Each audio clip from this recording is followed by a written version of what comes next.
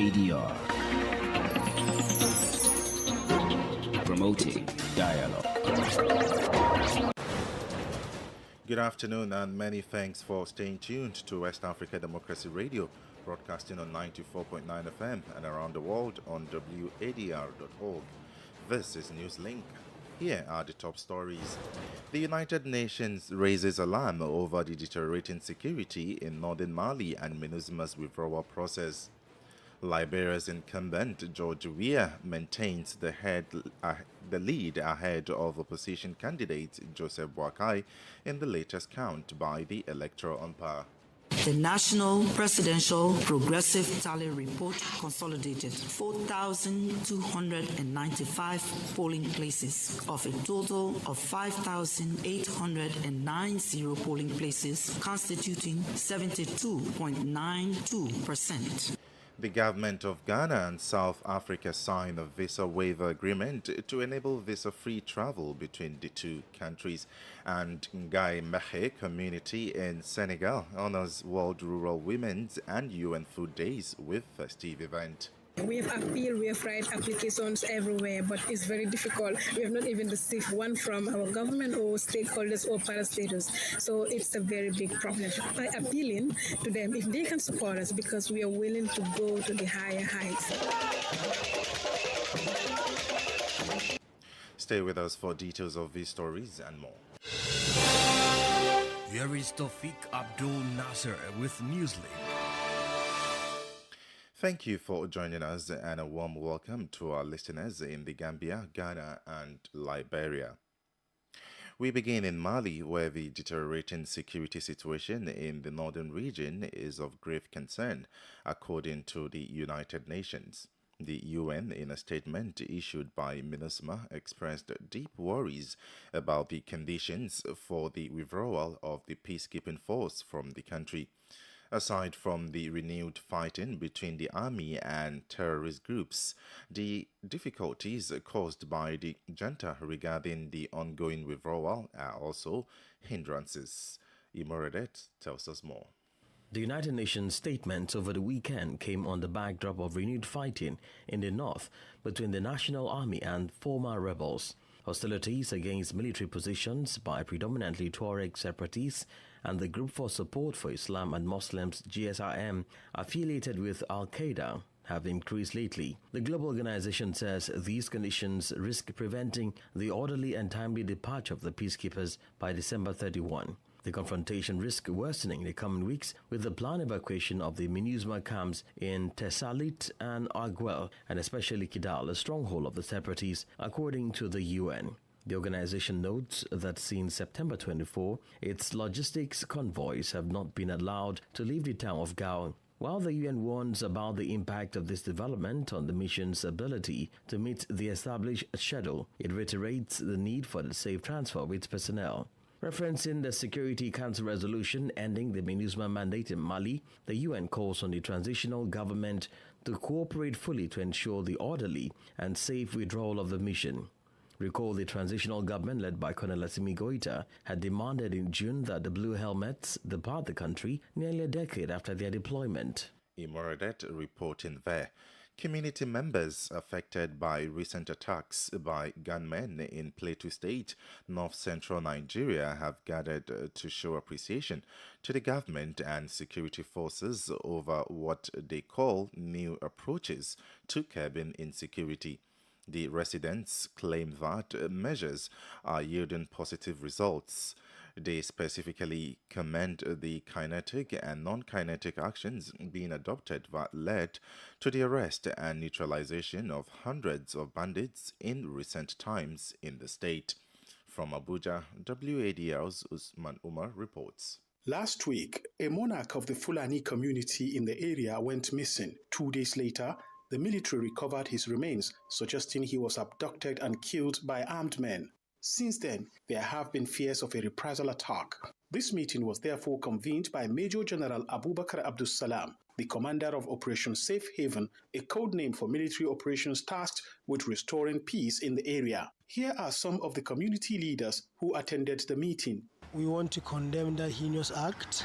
We want to commend Operation Safe Haven for recovering the corpse and giving it to his family for burial. We want to call on everyone on the plateau not to take the laws into their hands, to continue to live peacefully with one another. This meeting is very important because we'll find a solution to this thing so that we all live together as a community peacefully. The meeting, honestly, is ordained by God. We've been trying to see how we can broker peace between the Fulanis and the people of Mugavul land. I pray that the resolution for today will be maintained so that we'll return back to how we used to live with the Fulani people in the land.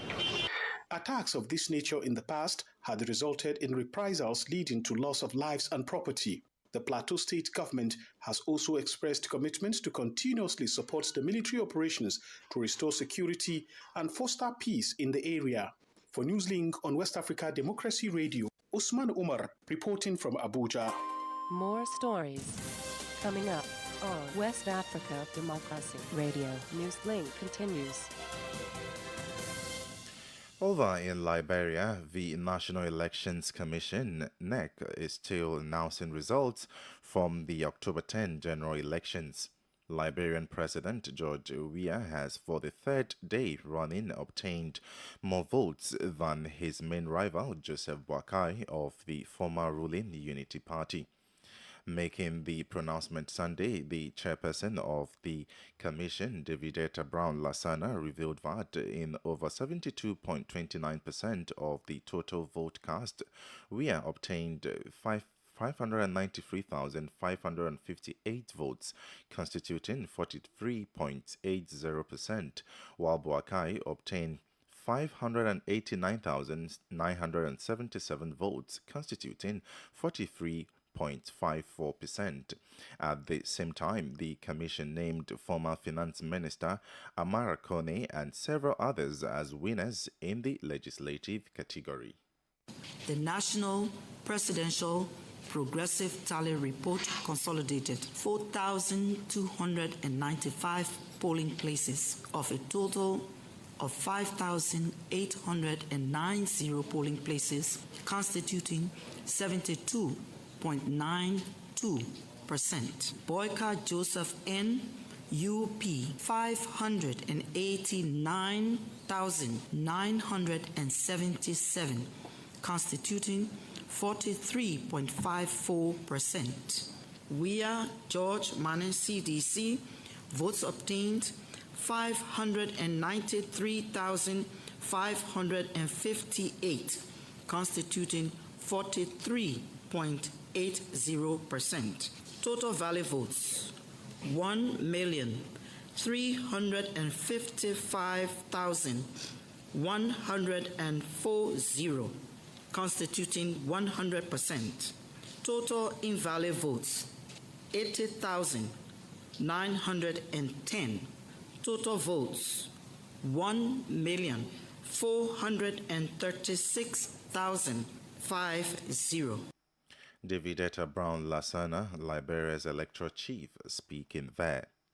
Meanwhile, civil society organizations and local election observers in Liberia have described the pronouncement of the election results as very slow.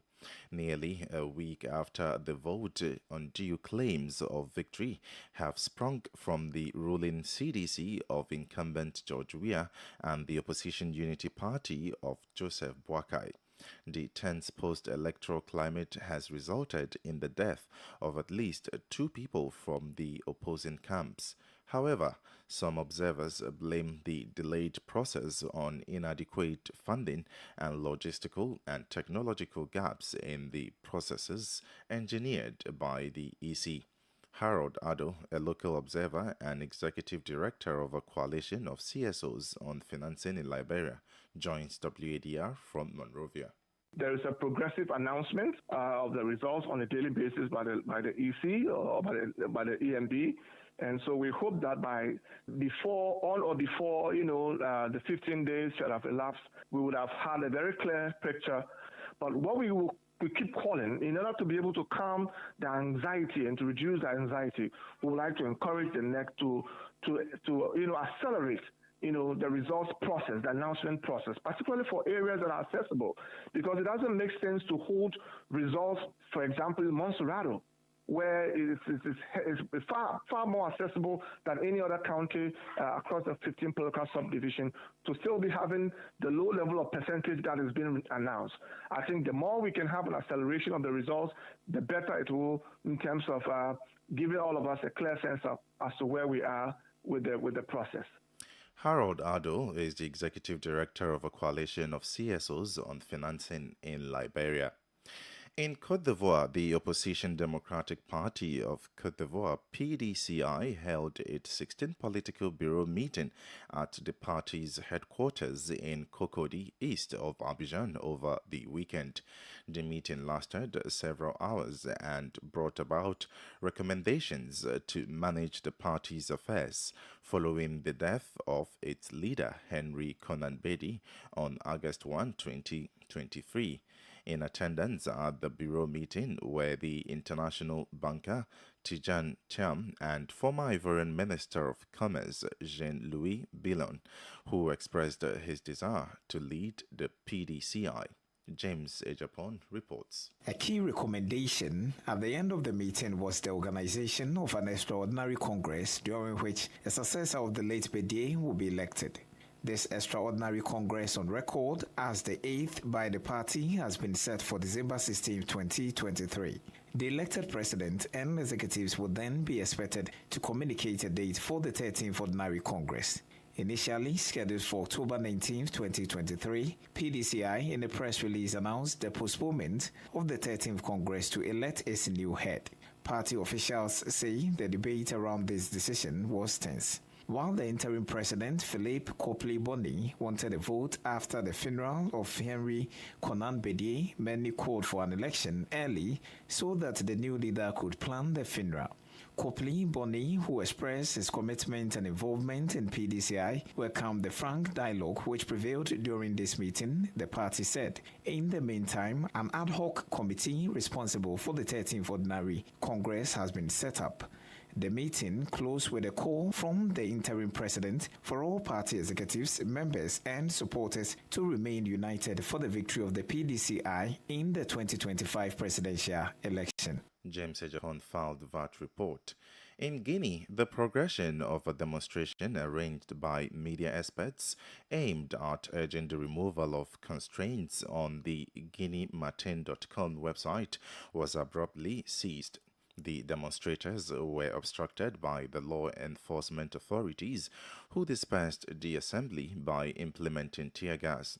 Sekou Jamal Pendesa, the General Secretary of the Union, and a minimum of 10 other journalists were detained and conveyed to the Kaloum Central Police Station. Further update will be provided in our subsequent bulletin by our correspondent in Conakry, Cherno Alpha Ibrahima Balde. You are listening to NewsLink on West Africa Democracy Radio 94.9 FM Dakar. Here is a reminder of our top stories. The United Nations raises alarm over the deteriorating security in northern Mali amid MINUSMA's withdrawal process.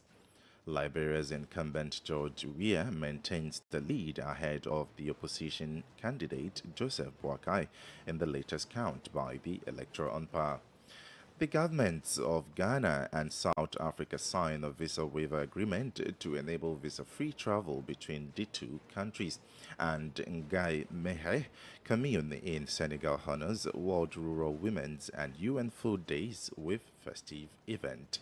Still ahead is the press review, the guest interview, and sports updates. Stay with us. West Africa Democracy Radio. Ghana's Ministry of Foreign Affairs and Regional Integration said Accra and South Africa have signed a visa waiver agreement. Henceforth, Ghanaians and South Africans are allowed to travel visa-free between the two countries. In a statement via X, Accra said the agreement signed by both parties on a visa waiver regime is for holders of ordinary passports. It went on to say that travelers may transit through, depart from, and stay in the territory of both countries for a cumulative period of up to 90 days without recourse to work. According to the Post, the agreement takes effect from November 1, 2023. South Africa had in January 2023 reached a similar agreement with Kenya. Here in Senegal, the commune of N'Gué-Mékhé, a town in the northwest region, some 204 kilometers from Dakar, is hosting an event to celebrate the 2023 World Rural Women's and UN Food Days. Spearheaded by the Pan-African We Are the Solution movement, the occasion is backed by the FAHAMU Africa organization and brings together rural women from within Senegal, the Gambia, and Guinea-Bissau. Discussions will highlight the role, but above all, the problems women face in gaining access to land and funding for their farming activities. The participants will also use the opportunity to make the case for a healthy and sustainable food system in Africa. Ogiobi Erika has more in this report. The importance of this day is to show the importance of women, the rural women, their roles that they play in our economic, in our development. If you help one woman, meaning you help the whole nation. Miriam Jadama is among the hundreds of women from the Gambia, Guinea-Bissau and various parts of Senegal taking part in the two-day event. She speaks of one of the difficulties facing rural women today, as well as having problems securing the land they need to feed their families. Rural women have huge problems finding funds they need to carry out their farming activities. Mariama Jajama is coordinator of the We Are the Gambia Solution movement. What I will ask the authorities is for them to look back at these women that are suffering. We need funding. It is very difficult for us to implement our projects. We are having very important projects that we are writing, but because of the funding, we cannot implement them. That's why leaders and organizers of rural women's group need to focus on access to finance to enable their self-sufficiency, says Famara Jeju, coordinator of the Alliance for Food Sovereignty in Africa, AFSA. There are some alternatives, some very good initiatives, such as what they call revolving credit. Among a group of women, they contribute each one, and after a certain time, they give it to someone so that people can invest. Some decentralized financial system also are trying to adapt themselves, and this is more and more giving opportunities to rural communities and rural women, namely, to do their business. Financing for the empowerment of rural women, how to improve and facilitate rural women's access to financing is the theme of this year's conference. A theme for Zainabu Toure that sums up the problems and the heartfelt cries of rural women. From the Gambia, we do not have funds from the Gambia. We have appeal, we have right applications everywhere, but it's very difficult. We have not even received one from our government or stakeholders or parastatals. So it's a very big problem. By appealing to them, if they can support us, because we are willing to go to the higher heights. It was in a festive atmosphere and in front of the town and regional authorities, including the mayor, the prefects and other dignitaries, that the rural women of We Are the Solution launched this message. We women feed the world with our arms and our values. The call coincides with the annual celebration of World Food Day on October 16. Ogiobi Erika with that report. Now, emerging reports from Côte d'Ivoire say a new prime minister has been appointed. His name is Robert Mambe Begri. The appointment of the governor of the Autonomous District of Abidjan was announced in a statement Monday by the Ivorian presidency. Mambe Begri is currently number 3 in the ruling rally of Authorities for Democracy and Peace party of Ivorian President Alassane Ouattara.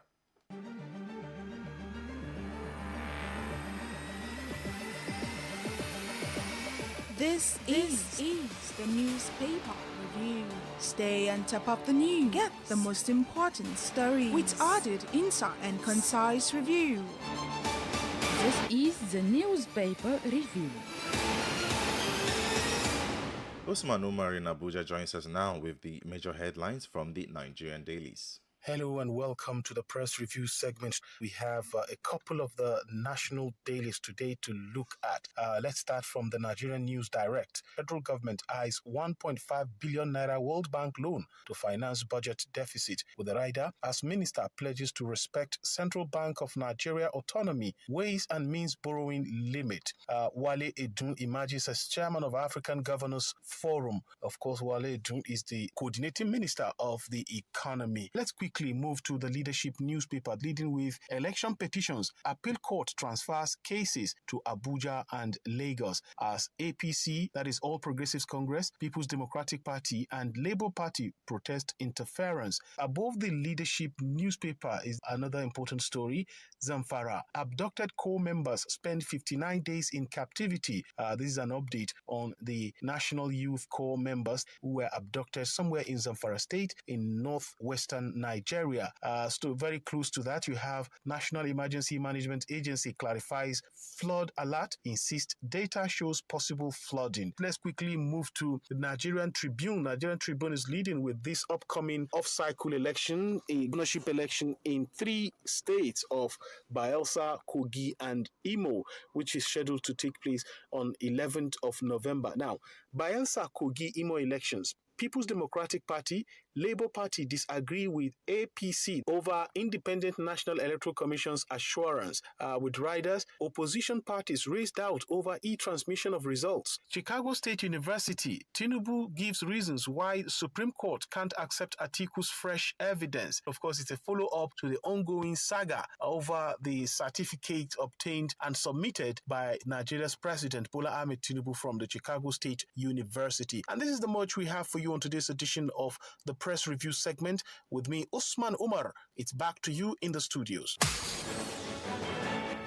Politics, analysis on major news, social matters, and all. This is A Guest. Our guest interview this afternoon takes us to Ghana as the Ministry of Foreign Affairs and Regional Integration confirmed the signing of a visa waiver agreement between Accra and South Africa. As a result, individuals from Ghana and South Africa are now permitted to travel between the two countries without the need for a visa. According to an official statement released through X, the agreement applicable to holders of ordinary passports was mutually agreed upon by both parties. While this decision is expected to bring advantages to Ghana, concerns have been raised regarding the potential facilitation of brain drain, a human phenomenon that Ghana is already grappling with. Joining us to discuss this development is Momoni Nambe, a migration expert. This visa waiver is going to benefit immensely for Ghana and South Africa, in the sense that a lot of Ghanaians travel to South Africa for tourism purposes. And don't forget, it is not just a tourism. A lot of Ghanaians see South Africa as a destination for medical tourism, aside business. And Ghanaians are going to benefit hugely because when you look at the visa processes between Ghana and South Africa, it's a lengthy one. In that, Ghanaians are no longer going to file documents upon documents to be able to secure for a visa to South Africa. So yes, Ghanaians wouldn't spend more in terms of visa processing fees and documentation. And South Africa stands to benefit more because it's one of the, the destinations for Ghanaians to go for medical tourism. So this is how it's going to benefit the two countries. And bilaterally, it's also going to open more business opportunities for Ghanaians who used to see visa processing as a tedious process in terms of business and tourism purposes, aside other things that one may consider. Right. So in as much as Ghana stands to benefit from this, is it also going to gently make way for brain drain, a human phenomenon that Ghana is already struggling with?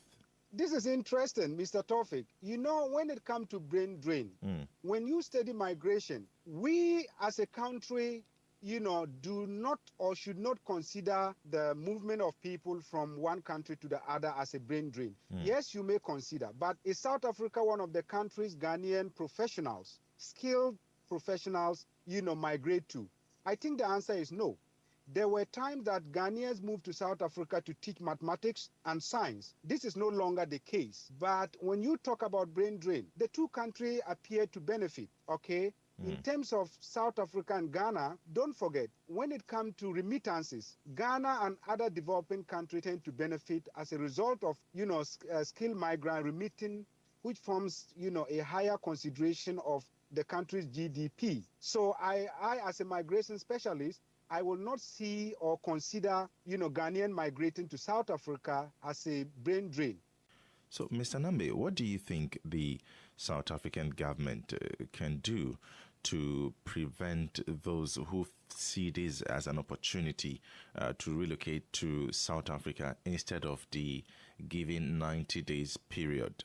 In preventing that, I think what South Africa should be doing or should do is to ensure that new arrivals with such visas are made to know right at the airport that they need to go back after they exhaust their stay. Other than that, they must be located and be deported and banned for example, 4 years, 3 years, 5 years, 8 years, not to come into South Africa again. Don't forget, South Africa also have a very rigid system of monitoring migration. If they want to actually monitor these people, it's very easy to do so. For instance, South Africa should ensure that people who arrive on their soil are able to provide their place of stay, being it hotel, or being it a personal invite by a South African, so that they can put it on notice to the invitee that this person ought to return on this date, in order for the person to know that he can't take chances by inviting somebody who wouldn't return back to his home country. This is the best way to do, in my thinking, or in my mind, that, if South Africa are able to adopt such measures and policies, they will be able to control new arrival who might have arrived in South Africa starting from the 1st of November 2023 to make sure that they don't overstay their visa, therefore exerting pressure on their resources. Momoni Nambe is a regional migration expert. Sankule Janko is here with the sports update. Hello there, a warm welcome and thank you for joining us. Cote d'Ivoire has reopened the Felix Houphouët-Boigny Stadium over the weekend ahead of the Africa Cup of Nations in January 2024. The reopening witnessed an international friendly between Cote d'Ivoire and Morocco, which ended in a 1-1 draw. The reopening of the stadium has been described as marking a major milestone in the countdown to the Total Energies Africa Cup of Nations Cote d'Ivoire 2023. The national friendly, according to the OCAF official website, was used as a test match for the venue. Elsewhere, Nigeria international Victor Osimhen and Kelechi Iheanacho will miss the Super Eagles international friendly match against Mozambique, according to local media reports in Nigeria. This comes after the Nigeria Football Federation announced their unavailability via X, formerly Twitter. It is reported that Napoli striker Osimhen will miss the game on Monday due to a precautionary measure. Leicester City forward Kelechi Iheanacho has been ruled out due to personal issues, according to the tweet. Then that's it for sports. It's back to you. We have come to the end of this edition of NewsLink from West Africa Democracy Radio, broadcasting from Dakar, Senegal. Thank you for listening, and many thanks to Christian Mukidi and Mustafa Sek for the technical assistance. Do interact with us via social media platforms, X, formerly Twitter, and Instagram at WADR News, on Facebook, West Africa Democracy Radio English Service. I'm Tawfiq Abdul Nasir. Good afternoon. And many thanks to you for listening to NewsLink via Hot 104.3 FM, Newmi FM 94.0, and Veritas Radio 102.9 in Banjul, the Gambia. We also appreciate our listeners in Liberia via Alternative Youth Radio 98.9 FM, Lofa County. For you listening via Radio Pad 95.1 Damango, Savannah region, and on Royals FM 104.7 Wenchi, Ghana, we say a big thank you. Remember, West Africa Democracy Radio is all about you, your views, and your opinions.